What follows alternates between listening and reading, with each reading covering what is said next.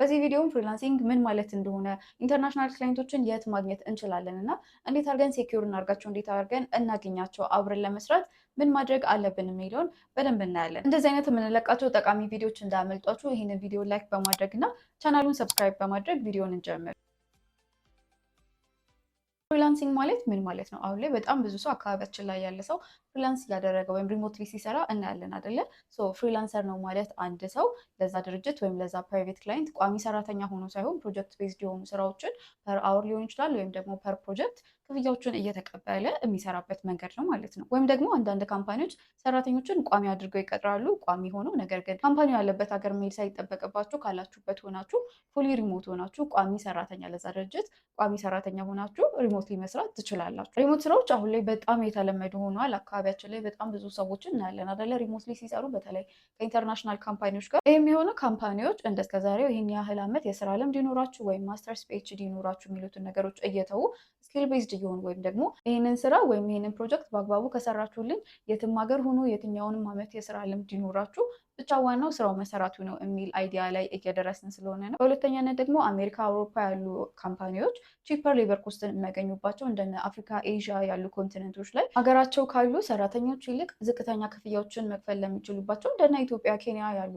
ሀገሮች ላይ ሰራተኞችን እየቀጠሩ ማሰራት በጣም የተለመደ እየሆነ ስለመጣ ነው። አሁን ላይ ትሬንድ ሆኗል ማለት እንችላለን። ካምፓኒዎች ሪሞትሊ ሃይር ያደርጋሉ፣ ሰራተኞችም ፍሪላንስ ያደርጋሉ። ታዲያ እነዚህን ስራዎች የት ማግኘት እንችላለን? ሁለት ዋና ቦታዎችን ሜንሽን ላድርግላችሁ።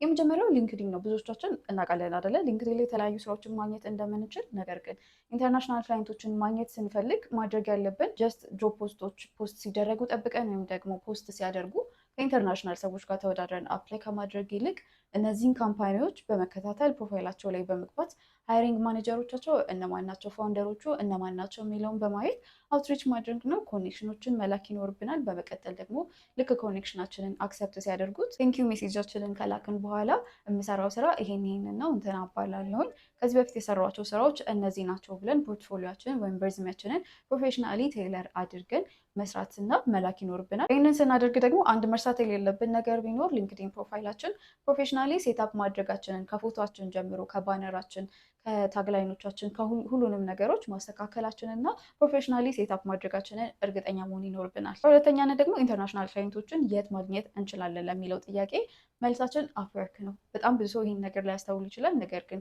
በሁለት መንገድ ኢንተርናሽናል ክላይንቶችን ወይም ካምፓኒዎችን ማግኘት ትችላላችሁ የምናሳያችሁ ይሆናል። የመጀመሪያው ኢትዮጵያ ውስጥ የተለያዩ ኦፍሾሪንግ እና አውትሶርሲንግ ካምፓኒዎች አሉ። እነዚህ ካምፓኒዎች ዋና ስራቸው ምንድን ነው? ኢንተርናሽናል ፕሮጀክቶች ወይም ከኢንተርናሽናል ካምፓኒዎች የተለያዩ ስራዎችን ተቀብለው ሎካሊ ኢትዮጵያ ውስጥ ያሉ ሰዎችን በማሰራት ወይም ፍሪላንሰሮችን በማሰራት ብሪጅ መሆን ነው ማለት ነው። ስለዚህ እነዚህ ካምፓኒዎች አፕወርክ ላይ የተለያዩ ስራዎችን ፖስት ያደርጋሉ። ብዙ ሰው ግን አያስተውላቸውም። ልክ እንደ ሌሎቹ ኢትዮጵያ ውስጥ እንዳሉ ሎካል ካምፓኒዎች ነው የሚያስባቸው። ነገር ግን አንደኛ የሚለያቸው ነገር ምንድን ነው? እነዚህ ካምፓኒዎች ጋር ስትሰሩ ፖርትፎሊዮቸው የምትሰሯቸው ስራዎች የኢንተርናሽናል ክላይንቶች ስለሆኑ ኢንተርናሽናል ስራዎች ላይ ኤክስፖዠር እንዳላችሁ ማሳየት የምትችሉባቸውን ፕሮጀክቶች ፓርት ኦፍ ዩር ፖርትፎሊዮ ይሆናሉ ማለት ነው። ሁለተኛ ደግሞ ሎካሊ ካሉ ካምፓኒዎች በተሻለ ፔይንግ ሬት አላቸው። ስለዚህ ፔመንታቸው የተሻለ ፔመንት ታገኛላችሁ። ኢንተርናሽናል የሆኑ ፖርትፎሊዮችን ሴኪር ታደርጋላችሁ ማለት ነው። በሶስተኛነት ደግሞ አንድ ከነዚህ ካምፓኒዎች ጋር መስራት ጥቅሙ ምንድን ነው? ቀጣይ ክላይንት ከየት ላምጣ የሚለውን ሀሳብ አታሰቡም። እናንተ ስራዎቹ ላይ ፎከስ ታደርጋላችሁ።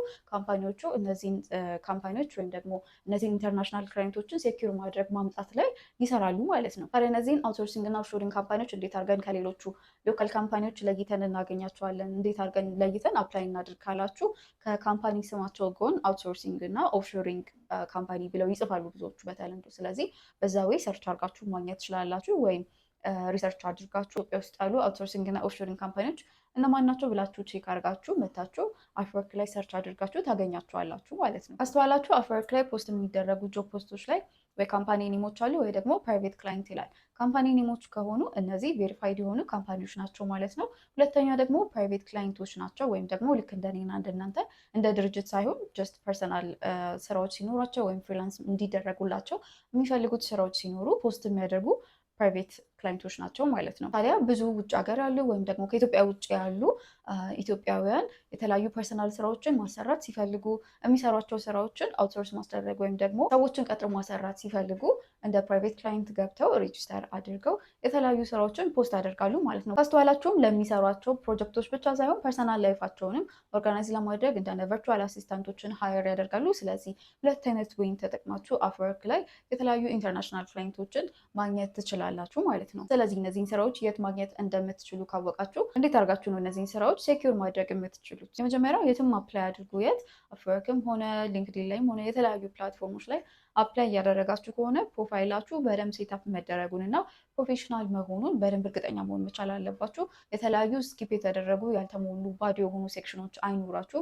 አስማች አስ ፖስብል ፕሮፌሽናሊ ከፎቷችሁ ጀምራችሁ በደንብ ሴታፕ ማድረግ ይኖርባችኋል። ሴታፕ መደረግ ብቻ ሳይሆን ፕሮፌሽናል ያልሆኑ ነገሮችንም አቮይድ ማድረግ ይኖርባችኋል። ከምትሰጧቸው ኮሜንቶች ጀምሮ ፕሮፋይላችሁ ላይ ካለ ፎቶ ጀምሮ በደንብ ፕሮፌሽናሊ ሁሉ ነገር የተስተካከለ መሆኑን እርግጠኛ መሆን መቻል አለባችሁ። ሁለተኛ ነገር ደግሞ ፖርትፎሊዮ ማየት ክላይንቶች በደንብ ይፈልጋሉ። ምክንያቱም ከዚህ በፊት ምን ሰርተዋል፣ ብሬን ወርዝ ያደርጋሉ ወይ የሚሉትን ነገር የሚመልስላቸው ፖርትፎሊዮችሁን ሲያዩ ነው። ስለዚህ ገና ጀማሪ ከሆናችሁ ሳምፕል ፕሮጀክቶችን በመስራት ወይም እራሳችሁ የተለያዩ ሳምፕል ዴሞችን በመስራት የፖርትፎሊዮችሁ አካል ማድረግ ትችላላችሁ። ከዚህ በፊት ደግሞ ሌሎች ስራዎችን ሰርታችሁ የምታውቁ ከሆነ የተለያዩ ዌብሳይቶችን ተጠቅማችሁ ሊሆን ይችላል። ፕሮፌሽናሊ ፖርትፎሊዮችሁን ሴታፕ ማድረግ እና አታች ማድረግ ይኖርባችኋል። ሶስተኛ ደግሞ ጀማሪ ከሆናችሁ እናንተን ለሚመጡ ለጁኒየር እና ለኢንትሪ ሌቨል የሆኑ ፖዚሽኖችን ላይ ብቻ አፕላይ ማድረግ ይኖርባችኋል። ምክንያቱም በጣም ኮምፒቴቲቭ ስለሆነ መልሶችን ባላገኛችሁ ቁጥር ለእናንተ በማይመጥኑ ለኤክስፐርት እና ለኢንተርሚዲየት ሌቭል ላይ ያሉ ስራዎችን